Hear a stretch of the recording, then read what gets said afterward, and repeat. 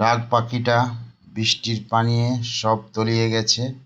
ডাক পাখিটা কি সুন্দর গোসল করতে আছে, দেখেন একা একা গোসল করতে আছে সুন্দর পানি পেয়ে।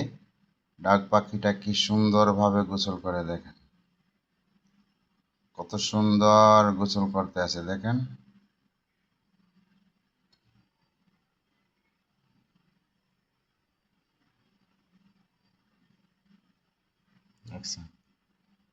বৃষ্টির পানিয়ে সব তলিয়ে গেছে, এখানে অনেক পানি, তাই পানির মাঝে ডাক পাখিটা একটা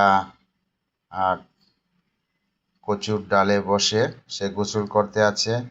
কত সুন্দর, মাশাআল্লাহ মাশাআল্লাহ, দেখছেন কত সুন্দর গোসল করতে আছে। ডুব দিচ্ছে আর পাখনা দিয়ে পানি সরাচ্ছে, ডুব দিচ্ছে আর পাখনা দিয়ে পানি সরাচ্ছে।